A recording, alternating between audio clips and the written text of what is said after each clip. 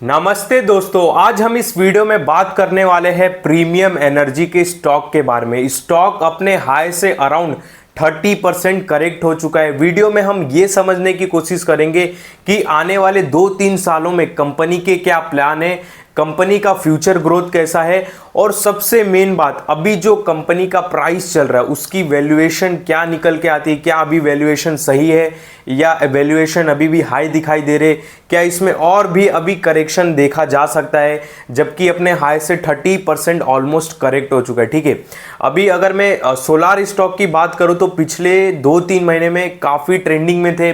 वारी एनर्जीज हो गया, प्रीमियम एनर्जीज हो गया। ठीक है, उसके बाद अगर मैं एक और चीज़ आपको बताऊं कि वारी ज़्यादा गिरा है और प्रीमियम एनर्जी कम गिरा है, उसके रीज़न भी मैं आपको बताऊंगा वीडियो में। ठीक है, तो अभी प्रीमियम एनर्जी के स्टॉक का प्राइस चल रहा है 1000 रुपये। पहले हम थोड़ा बिजनेस देखेंगे कि आगे वाकई में फ्यूचर ग्रोथ है कि नहीं। अगर फ्यूचर ग्रोथ दिखाई देता अपने को, ठीक है, उसके बाद हम वैल्यूएशन के ऊपर भी बात करेंगे कि क्या इसकी वैल्यूएशन निकल के आती। ठीक है, यहाँ पे इनका मैंने पीडीएफ ओपन कर लिया। पीडीएफ में पहले मैं दिखा देता हूँ कि इन्होंने बहुत अच्छे प्लान करके रखे फ्यूचर में। ठीक है, जैसे कि देख सकते हो कि वफेयर मैन्युफैक्चरिंग 2 गीगावाट पर एनम। ठीक है, production expect to commission in FY26, यानी कि इन्होंने फिक्स डेट तो नहीं लिखा है, पर लिखा है कि 2026 में, ठीक है, 2 गीगावाट का वफेयर बोलो या वाफेर बोलो, ठीक है, इसको क्या बोलते हैं हिंदी में, वेफर बोलते। ठीक है, wafer manufacturing 2 gigawatt per annum चालू हो सकता है कभी 2026 में। बहुत लोग बोलेंगे ये वफर क्या है। ठीक है, हाँ, वफर बताने से पहले मैं एक और चीज आपको बता देता हूं। ये पहले देख लो आप, मॉड्यूल क्या होता है, सेल क्या होता है, पैनल क्या होता है, क्योंकि ये समझोगे तो फिर आगे मैं जो चीज़ आपको बोलूंगा वो समझ में आएगा। नहीं तो सब सर के ऊपर से जाएगा। ठीक है, यहाँ पे जैसे देख सकते हो कि सेल क्या होता है, ये सोलार में जो छोटे छोटे लगे रहते हैं ना, एक डब्बे टाइप के, वो सेल हो गए। ठीक है, अब उस सेल को अगर हम जोड़ देंगे तो ये मॉड्यूल बन जाएगा। ये पूरा एक मॉड्यूल बन गया। ठीक है, उसके बाद इस मॉड्यूल को हम 3 मॉड्यूल में अगर ऐसे कर दे तो ये एक पैनल बन जाएगा, पूरा सोलार पैनल जिसको बोलते ना। बहुत लोग इसको ही कहाँ गया ये, बहुत लोग इसको ही सोलार पैनल बोलते हैं। ये जो देख रहे हो ना, ये सोलार पैनल ही इसको मॉड्यूल बोलते। ठीक है, बाद में ये पैनल, ये देख सकते हो ये पैनल बन गया, और जब पूरे छत पे एक सिस्टम बैठ जाता है पूरा सोलार का, ठीक है, उसको फिर बोलते हैं एरे। ठीक है, तो ये एक बेसिक जान लो तो आपको आगे और भी सारी चीज़ें समझ में आएगी। ठीक है, तो यहाँ पे देखो वफेयर क्या होता है, वफेयर सिलिकॉन होता है। ये जो सेल देख रहे हो ना, ये सेल के अंदर वफेयर रहता है, वफेयर या सिलिकॉन बोल सकते हो। ये सिलिकॉन और भी मटेरियल रहते हैं, उन मटेरियल से बन के ये सेल बनता है। फिर उसके बाद ये सारे प्रोसेस है। ठीक है, ये बेसिक हो गया। फिर बाद में ये वफेयर बनाने की कर रहे, जो कि काफ़ी अच्छी बात है। इंडिया में आई थिंक मेरे ख्याल से वफेयर नहीं बनता है। ठीक है, ये वफेयर हो गया। फिर यहाँ पे देखो सेल मैन्युफैक्चरिंग, अगर इनकी कैपेसिटी देखे अभी तो कितनी है, अभी आपको देखो समझ में भी आ रहा है कि सेल क्या है। अगर मैं सेल बोला, ठीक है, वैसे पहले सेल बोलता तो आप बोलते थे यार ये सेल क्या है, हम तो पैनल की बात करें। तो अब आपको समझ में आ रहा ना, अगर इनके सेल बनाने की कैपेसिटी देखें तो 2 गीगावाट पर एनम है। ठीक है, expansion to 7 gigawatt capacity by Q1 2027 तक। ठीक है, तो आने वाले 2 सालों में इनकी कैपेसिटी जो सेल बनाने की वो 7 गीगावाट तक पहुंचने वाली है, जो कि काफ़ी बड़ी बात है। ठीक है, इसके लिए बोला पहले बिजनेस देखो, फिर वैल्यूएशन अपने को समझ में आएगी। ठीक है, फिर वो अगर पहले हम वैल्यूएशन की बात करें तो फिर वो सीधा हवे वाली बात हो जाएगी।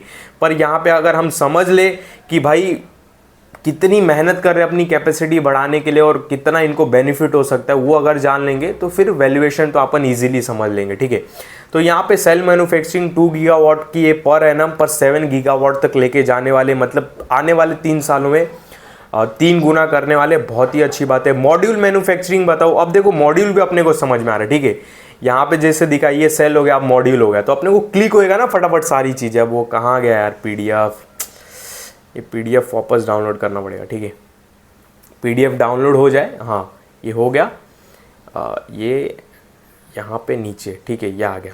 तो यहाँ पे देख सकते हो कि जो मॉड्यूल मैन्युफैक्चरिंग है 4.1 गीगावाट पर एनम की अभी करंट कैपेसिटी है। Expansion to 9.1 gigawatt capacity by Q4 FY26। 2026 end बोलो या 2026 तक ये अपनी कैपेसिटी 4 गीगावाट से 9 गीगावाट के आसपास लेके जाने वाले। मॉड्यूल मैन्युफैक्चरिंग में, जो कि काफ़ी अच्छा है, काफ़ी अच्छा ग्रोथ दिखाई दे रहा है। ठीक है, ईपीसी बिजनेस में भी ये ground mountain project, roof top system, solar pump, मतलब ईपीसी क्या हो गया, कॉन्ट्रैक्ट वगैरह भी लेके ये बना सकते। ठीक है, यहाँ पे देखो इन्होंने लिखा भी कि power generation capacity addition in India from FY25 से लेके 2032 तक। ठीक है, तो इन्होंने बताया कि कितनी कैपेसिटी ऐड करना है इंडिया में, मतलब कितनी कैपेसिटी की नीड है। वैसे तो 535 गीगावाट की नीड है, इसमें 432 लिखा है।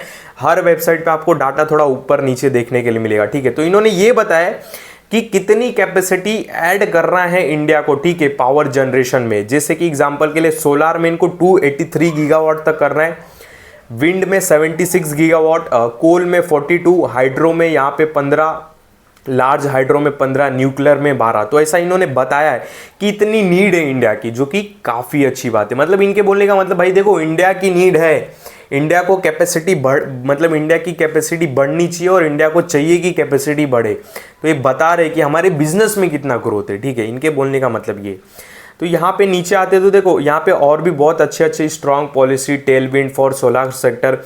और हाँ, ओवरऑल मैं बताऊँ कि ये सोलार सेक्टर इतने क्यों चमक रहे हैं और इतने क्यों ये फोकस में है, और जो अडानी ग्रीन है वो भी सोलार में, जो लार्जेस्ट सोलार सेक्टर में है अडानी ग्रीन एनर्जी, वो इतने क्यों चमक रहे हैं, उनमें इतनी ग्रोथ क्यों है और इतना खर्चा क्यों कर रहे हैं अपने ऊपर। ये जैसे देखो डबल टारगेट दे रहे 2-2 साल का कि कैपेसिटी डबल करेंगे, ट्रिपल करेंगे।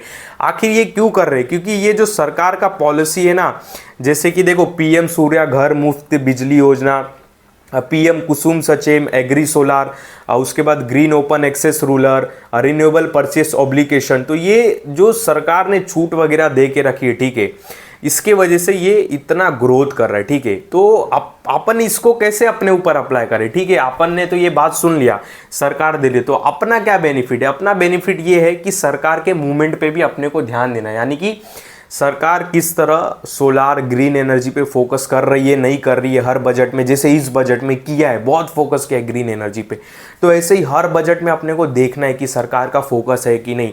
सरकार सचेम तो बंद नहीं कर रही ना, मतलब जो स्कीम वगैरह है वो बंद तो नहीं कर रही, वो देखना है। ठीक है, तो सरकार हाल फिलहाल ग्रीन एनर्जी के लिए काफ़ी सूटेबल दिखाई दे रहा है, काफ़ी अच्छा दिखाई दे रहा है, बोलने का मतलब ये। ठीक है, उसके बाद ये हो गया। उसके बाद नीचे आते हैं, बहुत कुछ है बताने के लिए, पर इसमें एक और चीज़ मैं आपको बता देता हूँ कि जो सोलार सेल है ना, उसमें भी टेक्नोलॉजी रहती है। एक जैसे PERC टेक्नोलॉजी होती है। PERC टेक्नोलॉजी मतलब passivated emitter and rear contact. ठीक है, इसके ऊपर देखो हमने पहले भी बहुत लंबा बात कर चुके, आधा घंटा। ठीक है, जैसे कि टॉपकॉन टेक्नोलॉजी हो गई, HGT टेक्नोलॉजी हो गया। तो ये अलग अलग टेक्नोलॉजी। अब अलग अलग टेक्नोलॉजी मतलब सोलार में कैसे, मैं आपको बता देता हूँ। जैसे देखो PERC है, ठीक है, तो ये कैसा, जहाँ पे ज़्यादा तेज धूप रहता है, और ये जो PRC अगर टेक्नोलॉजी कोई लगाता है तो उनको ज़्यादा स्पेस लगता है। वहीं पे अगर मैं देखो टॉपकॉन की बात करूँ तो मैं ये ग्राफ आपको समझाता हूँ, टेंशन मत लो, ग्राफ आपको मैं आराम से समझाता हूँ। पहले समझ लो टॉपकॉन क्या होता है। अब देखो टॉपकॉन है, तो टॉपकॉन की भी एक टेक्नोलॉजी है सोलार में। टॉपकॉन क्या है ना, कि टॉपकॉन कम एरिया में ज़्यादा बिजली लेता है, जहाँ पे कम धूप रहता है वहाँ पे टॉपकॉन को लगाया जाता है, वहाँ पे ज़्यादा बिजली बनाता है। मतलब टॉपकॉन की जो ताकत है, जो कैपेसिटी, वो ज़्यादा है PERC से, और टॉपकॉन से फिर उसकी कैपेसिटी किसकी ज़्यादा है? HGT जो टेक्नोलॉजी, वो टॉपकॉन से इसकी कैपेसिटी ज़्यादा है। ठीक है, कैपेसिटी बोले तो कैसे, मान लो PERC टेक्नोलॉजी है, इसमें आपको ज़्यादा एरिया लगेगा, ज़्यादा पैनल बिछाना पड़ेगा। जो टॉपकॉन है आपको कम एरिया लगेगा, ज़्यादा बिजली बना के देगा। तो ये टेक्नोलॉजी है। ठीक है, तो इसमें ये दिखाया गया है कि 2023 में जो PERC टेक्नोलॉजी था, जो ग्रीन कलर का देख रहे हो ग्राफ, ये ऊपर था, यानी कि PERC जो टेक्नोलॉजी था वो ज़्यादा यूज़ होता था। फिर 2024 जैसा आया, टॉपकॉन का थोड़ा ग्राफ बढ़ गया, येलो कलर का देख रहे हो। फिर HGT जो देख रहे हो उसका भी ग्राफ बढ़ रहा है। यानी कि जो सोलार सेल है, ये ग्राफ बताने का मतलब ये है कि जो सोलार सेल है उसकी डिमांड बढ़ रहा है, डिमांड बढ़ने की वजह से टेक्नोलॉजी अपग्रेड हो रहा है, जो कि काफ़ी अच्छी बात है। जब देखो किसी भी सेक्टर का टेक्नोलॉजी अपग्रेड होता है तो मतलब हमको ये समझ में आता है कि वहाँ पे डिमांड है, वहाँ पे बिजनेस है, वहाँ पे पैसा है। इसके वजह से तो अपडेट हो रही है ना सारी चीज़ें। मोबाइल का डिमांड था, इसके वजह से मोबाइल अपडेट हुए, बटन से एंड्रॉयड नए नए वर्जन आने लगे। तो सेम इसमें भी है। ठीक है, तो यहाँ पे मैं आपको एक चीज़ बता देता हूँ, जो टॉपकॉन टेक्नोलॉजी है वो ये जो प्रीमियम एनर्जी है टॉपकॉन टेक्नोलॉजी पे नहीं है, आने वाले समय में वो टॉपकॉन टेक्नोलॉजी डालने वाले, आगे देखता हूँ पीडीएफ में दिखे तो उसका टाइम भी बता दूंगा। पर जो वारी है और जो अडानी ग्रीन है उनके पास टॉपकॉन टेक्नोलॉजी है, टॉपकॉन टेक्नोलॉजी के वो पैनल्स वगैरह बनाते, ये आपको मैं बता देता हूँ, ठीक है। अभी जो ये है प्रीमियम केवल पीआरसी में काम करता है, ठीक है। और जो वारी और अडानी है ये एचजीटी टेक्नोलॉजी तक आई थिंक पहुंच गए कि ट्रायल है, मुझे परफेक्ट नहीं याद आ रहा है पर शायद पहुंच चुके, ठीक है। तो ये आपको एक बेसिक भी बताना था, तो ये देख सकते हो, ये ऐसा है। और बाद में आने वाले समय में देख सकते हो कि दिखाया है कि कैसे जो पीआरसी टेक्नोलॉजी है 2034 तक कम हो जाएगा और केवल टॉपकॉन और एचजीटी और उसके हाई लेवल का भी एक्सबीसी, इतना आगे नहीं जाऊंगा क्योंकि भाई अभी इंडिया टॉपकॉन की टेक्नोलॉजी पे चल रहा है तो इतना आगे जाके मतलब भी नहीं है, ठीक है। तो ये एक ग्राफ देख सकते हो, यहाँ पे देख सकते हो, वही मैं आपको बोला ना, ये देखो 1 gigawatt per annum TOPCon cell and module line, cell and module line, ध्यान से सुनना क्या बोल रहा हूँ, ठीक है।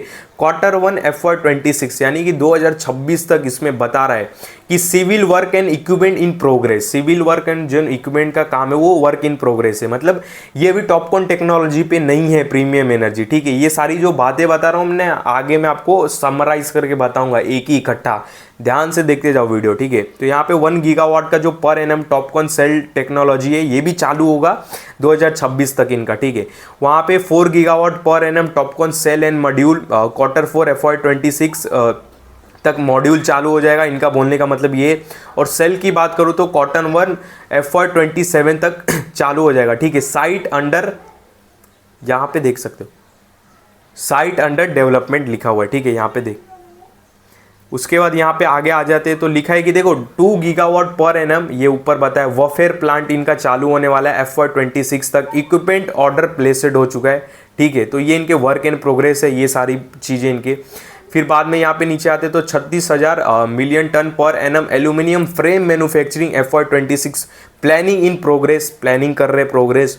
उसके बाद फिर नीचे यहाँ पे स्लाइड करके आते तो लिखा है 1.2 गीगावाट पर एनम cell line in US FY2028 2028 तक। तो ये सारी जो चीज़ें आप देख रहे हो ना, जो प्रीमियम एनर्जी है बहुत अपने आप पे खर्चा कर रहा है और आगे के लिए बहुत सोच रहा है, कैपेसिटी बढ़ा रहा है, ठीक है।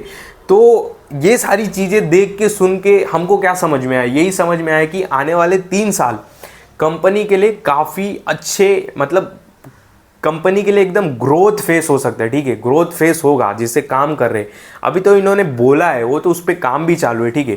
मतलब आने वाले 3 साल कंपनी के लिए काफ़ी अच्छे रहने वाले, ठीक है, क्योंकि इतने सारे इन्होंने जो प्रोजेक्ट है जैसे 1 गीगावाट टॉपकॉन सेल मॉड्यूल हो गया, ये सब इनके आने वाले चालू होने वाले 2026 में, 2027 में, 2028 में। तो इसके लिए बोला बिजनेस समझेंगे ना अपन इतना ईजी तरीके से, बाकी डर नहीं लगेगा। अपने को पता है ना कि कंपनी अपने ऊपर काम कर रही है, अपने को ये भी पता है कि अपनी गवर्नमेंट स्टेबल है, 2026 27 28 तक अपना जो सेंटर गवर्नमेंट है वो स्टेबल है। तो अपन ये भी सोच सकते हैं कि हाँ चलो भाई इनके प्रोजेक्ट ये इजीली पूरा हो जाएंगे, क्योंकि ग्रीन एनर्जी के लिए ये सरकार सही है, सूटेबल है, कंफर्टेबल है। तो हम इससे ये भी समझ सकते हैं, समझे बात को। यहाँ पे हम बेसिक समझ लिए। फिर बाद में ऑर्डर बुक की बात करूँ तो 6,946 करोड़ के आसपास का ऑर्डर बुक पड़ा है, अराउंड 7,000 करोड़ के आसपास का इनके पास ऑर्डर बुक पड़ा है, जिसमें से मॉड्यूल 63% है, ईपीसी का केवल 1% है, सेल जो है वो 36% का ऑर्डर पड़ा है, ठीक है। ये जो ऑर्डर बुक नंबर बताया ना आपको मैंने 7,000 करोड़ का, उसमें से जो 63% ऑर्डर है वो मॉड्यूल के ऑर्डर है और 36% सेल के ऑर्डर है, ठीक है। ये बेसिक हो गया। फिर उसके बाद और नीचे आते हैं तो देखो मैं आपको बताता हूँ कि आखिर प्रीमियम एनर्जी वारी से इतना स्ट्रांग क्यों खड़ा है, ठीक है। उसके रीज़न से मैं दिखा देता हूँ। यहाँ पे देख सकते हो कि अगर वारी का हम देखें कि रेवेन्यू कहाँ से आ रहा है, ज़्यादा उनका डोमेस्टिक सेल से ही आ रहा है, मतलब ऑलमोस्ट 96% जो बिजनेस है उनका इंडिया से आ रहा है, और जो 3 से 4% का बिजनेस है वो एक्सपोर्ट यानी कि बाहर से आ रहा है। तो अभी आपने देखा कि जियो पॉलिटिकल टेंशन हो गया, ट्रैफिक रेट, ट्रंप ने बोला कि ग्रीन एनर्जी पे ज़्यादा ये वो नहीं, ठीक है, मतलब ग्रीन एनर्जी पे कुछ रिस्ट्रिक्शन लगा दी, जिसके वजह से वारी का प्राइस गिर गया। क्यों? क्योंकि उनका एक्सपोर्ट से ही ज़्यादा बिजनेस आता था और इसका एक्सपोर्ट से ज़्यादा बिजनेस आता ही नहीं, तो इनको बाहर के झंझट से मतलब ही नहीं, बाहर क्या टैक्स कोई कम करता है ज़्यादा करता है, कोई स्कीम बंद करता है तो इसको बाहर से मतलब ही नहीं, इसकी वजह से ये थोड़ा स्ट्रॉन्ग खड़ा है वारी से कंपेयर करूँ तो, ठीक है। तो यहाँ पे डोमेस्टिक सेल इसके लिए इसका 96% है, अच्छी बात है। और अगर एक्सपोर्ट में ये अपना रेवेन्यू बढ़ाते तो और अच्छी बात होगी, जबकि बढ़ाएंगे, जबकि क्योंकि इन्होंने यूएस में बोला है कि 1 गीगावाट का डालने वाले, तो अगर आने वाले टाइम पे ये बढ़ाए तो बहुत अच्छी बात है, इस पर भी आप ध्यान देना। तो ये था एक बेसिक, आई होप आप समझ गए रहोगे, ठीक है। यहाँ पे देखो कंपनी की अगर मैं बात करूँ फंडामेंटल की, फंडामेंटल काफ़ी स्ट्रांग है। डेब्ट टू इक्विटी रेशियो थोड़ा ज़्यादा है, पर मेरे ख्याल से ये बिजनेस ही हैवी कॉस्ट वाला बिजनेस है, तो ठीक है। उस हिसाब से जो इसका डेब्ट टू इक्विटी रेशियो निकल के आ रहा है वो 0.62 निकल के आ रहा है, ठीक है। तो ठीक है, जैसा बिजनेस है उस हिसाब से तो ठीक है। बाद में आरओसी काफ़ी अच्छा है कंपनी का, आरओई फंडामेंटल के ऊपर हम उतना बात नहीं करेंगे बिकॉज सेबी का रिस्ट्रिक्शन है, पर मैं बता दे रहा हूँ फंडामेंटली काफ़ी स्ट्रांग है, ठीक है। और एक सबसे बड़ी बात यहाँ पे जो मोतीलाल ओसवाल जी है, ठीक है, मैं आपको दिखा भी देता हूँ यहाँ पे। रिसेंटली उन्होंने इस कंपनी में अपनी होल्डिंग इंक्रीज की है। जैसे डीआईज में जाते हैं तो देख सकते हो कि जो एक्सेस म्यूचुअल फंड है ट्रस्टी, उन्होंने 1.56% की होल्डिंग ली है इस कंपनी में रिसेंटली। जो Motilal Oswal long term equity fund है, उन्होंने भी अराउंड 1 पॉइंट के आसपास की शेयर होल्डिंग ली है इस कंपनी में रिसेंटली, लास्ट क्वार्टर की दिसंबर की बात करो, जो कि काफ़ी अच्छी बात है, ठीक है। तो देखो ओवरऑल में अगर कंपनी की बात करूँ, कंपनी काफ़ी ग्रोथ फेज पे है, काफ़ी ग्रोइंग फेज पे है, और आने वाले 3 साल कंपनी के लिए काफ़ी अच्छे दिखाई दे रहे। गवर्नमेंट भी स्टेबल है, गवर्नमेंट भी इस पे ही फोकस कर रही है, ग्रीन एनर्जी पे ज़्यादा, जो कि काफ़ी अच्छी बात है, ठीक है। और बात रही प्राइस गिरने की, तो देखो मार्केट एक वैल्यूएशन नाम की चीज़ रहती है, वैल्यूएशन हाई हो जाता है तो प्रॉफिट बुकिंग आती है वहाँ पर, जो कि आना चाहिए भी, क्योंकि नहीं आएगा प्रॉफिट बुकिंग तो समझ रहे हो ना आगे फिर हम क्यों महंगे पहले, वही बात आ जाता है। तो यहाँ पे सारी बातें ठीक है, मार्केट के फ्लो के साथ भी स्टॉक गिरते हैं। और यहाँ पे वैल्यूएशन की ओवरऑल में बात करूँ, जो सुनने के लिए सब यहाँ पे आई थिंक रुके रहेंगे, वैल्यूएशन ठीक ठाक दिखाई देता है, ज़्यादा वैल्यूएशन में तामझाम नहीं दिखाई देता है, ठीक ठाक है। और ज़्यादा तामझाम करना भी नहीं है, क्योंकि ऑलरेडी अपने हाई से 30% गिर चुका है। अब देखो वैल्यूएशन यहाँ पे मैंने बोल दिया ठीक ठाक है, कोई टेंशन वाली बात नहीं है। इसका मतलब ये नहीं कि आने वाले समय में और ये प्रेशर में नहीं आ सकता। देखो प्रेशर में आएगा, क्यों आएगा, क्योंकि मार्केट अगर प्रेशर में रहेगा तो हल्का ये भी प्रेशर में रहेगा, ठीक है। पर कंपनी की खराब के वजह से ये नहीं प्रेशर में रहेगा, समझो बात को, ठीक है। प्रेशर जो भी स्टॉक रहता है ना, 2 वजह से रहता है। एक तो कंपनी में दिक्कत है प्रेशर में, तो एक अलग बात हो गई, कंपनी में प्रॉब्लम है तो गिरा है। पर मार्केट के प्रेशर के वजह से, मिड कैप स्मॉल कैप के स्टॉक में गिरावट के वजह से, ग्रीन एनर्जी के इंडेक्स की गिरावट के वजह से अगर स्टॉक गिर रहा है तो फिर वो कंपनी में नहीं प्रॉब्लम है, वो मार्केट के प्रेशर के वजह से हुआ है, ठीक है। तो ये था ओवरऑल प्रीमियम एनर्जी के ऊपर वीडियो, आई होप आपको अच्छा लगा रहेगा। कुछ भी पूछना हो इस कंपनी से रिलेटेड आप पूछ सकते हो। बाकी आप मेरे टेलीग्राम चैनल में ज्वाइन भी हो सकते हो, वहाँ पे आपको काफ़ी अच्छे अपडेट देखने के लिए मिलते हैं। रेगुलरली मैं वहाँ पे अपडेट नहीं करता हूँ, रोज़ नहीं, जो मेन और इम्पॉर्टेंट बात है वहीं पे हम वहाँ पे शेयर करते। बाकी मेरे इस वीडियो में आपको किसी भी तरह का बाय सेल का कॉल नहीं है, ध्यान देना। जो भी कंपनी का नाम लिया केवल हमने बिजनेस डिस्कस किया, ना कि स्टॉक का प्राइस किया। और मेरे किसी भी वीडियो में किसी भी स्टॉक से रिलेटेड कभी भी बाय सेल का कॉल नहीं रहता है, इस बात का आप बहुत ध्यान देना।